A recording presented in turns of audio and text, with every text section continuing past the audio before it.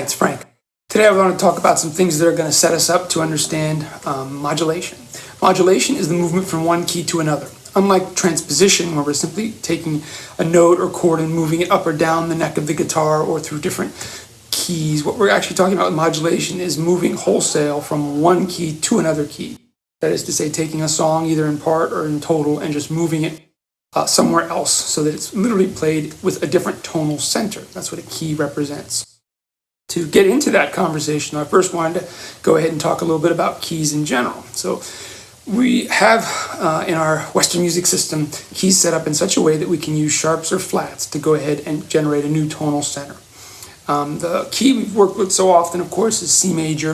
That's the one where we have 7 notes of the musical alphabet, all 7 of them, and without any alterations, meaning they're all what we call natural notes. C, D, E, F, G, A, B, and then of course we get to the octave C if we continue that.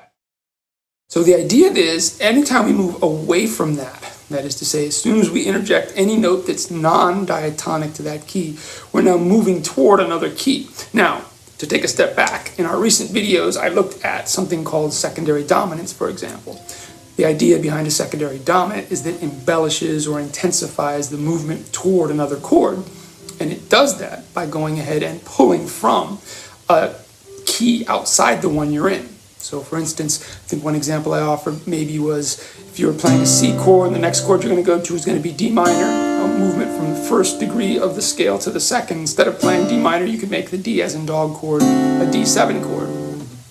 Then from there you could move to the 5 of the same key. 1, 2, 5, and then back to 1. The difference here is that that 2 chord has now been made into what we call a 5 of 5 because it's a dominant 7. It's acting as what we call a secondary dominant, if you recall. More importantly, though, is we're now taking a note that's borrowed from somewhere else because that D as in dog 7 chord features 4 notes, and one of them is a sharp note, in this case F. So with the idea of modulating, we're going to go ahead and move something that we're working on, a song we're playing or arranging into a completely different key, and therefore we're setting up what we call a new tonal center. So it's not transient in the way it would be if you used a series of secondary dominants. It sets up a new actual tonal center.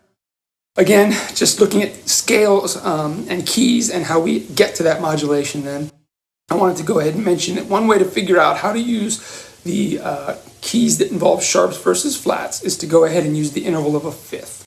By now, you've probably seen, if you've been playing music for a little while, something called the circle of fifths. It's all over the internet. It's very easy to find graphic illustrations of it. What I'm going to show you here, and what will be linked to in a short PDF there in the actual description for the video, is how we can go ahead and conceptualize that when we're actually holding the guitar neck. So anytime, and I'm going to start on C, because there's no sharps or flats there, so it's a great starting point. Anytime we move up a fifth, and recall that means literally walking up 5 notes if we're following the major scale. In fact, even if we used a minor scale, it would still end us on the same note, by the way. But for now, we want to relate it to the major scale, because we're talking about keys.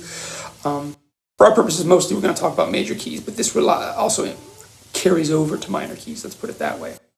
From the C major note, C as our tonic in other words, when we move up a fifth, we get to G. Turns out that G, if we start there and play a major scale, has all the same notes as C, but with one alteration, and that's because of the way we build the scale, of course.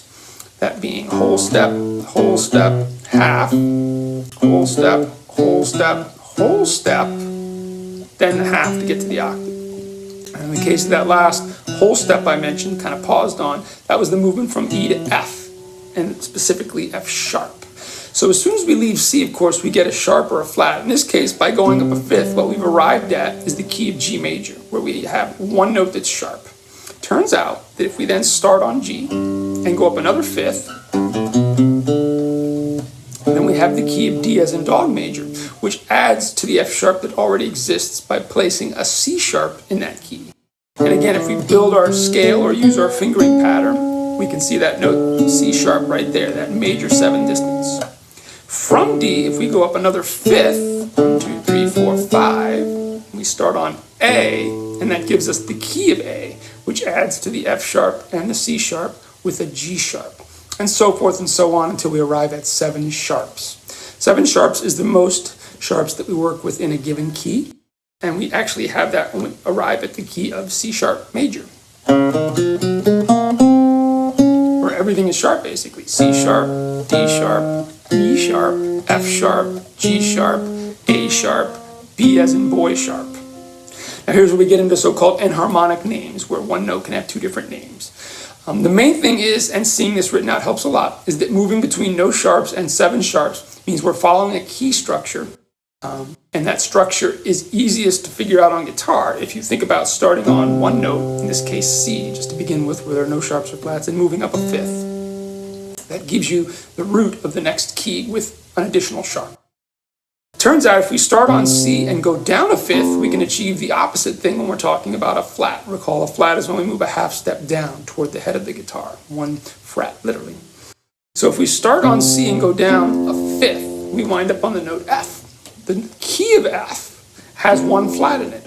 In fact, it has F, G, A, B as in boy flat, C, D, E, and then of course the octave. From F, if I was to drop down a fifth, I would be on that B flat I mentioned just a moment ago, and that would be the new key of B flat, which now includes the note I already mentioned, B flat of course, but an additional flat, E as an elephant flat. B flat, C, D, E flat, F, G, A. And we would keep moving around until we got to 7 different flats, B, E, A, D, G, C, and F. And C flat is the final key we would see in that configuration. And it would consist much like we saw with the sharps, of pretty much everything flat. C flat, D as in dog flat, E flat, F flat, G flat, A flat, B as in boy flat, and then once again the octave C flat. So this stuff is useful to know. I wouldn't say it's the kind of thing you have to memorize unless you plan to do a lot of composing or improvising. Simply put, it's stuff that you can find, and this is what is comprised when we look at or talk about the circle of fifths, sometimes called the cycle of fourths, because there's a relationship between the interval of fifth and fourth. What I'm just doing is laying it out now in a way that is hopefully practical. Again, if you see this written out, like on that PDF I have linked, you'll see that it's much easier to see how we flow from one key to the next as we add either one sharp or one flat. On the actual guitar, though, we want to think about it as being able to determine the next key by moving up a fifth to go to sharp keys, for instance from C to G, or down a fifth from C to get to F, the key that has one flat. All right? So this is just to go ahead and get us going with that. Again, we'll be using this more as we talk about modulation. Take care.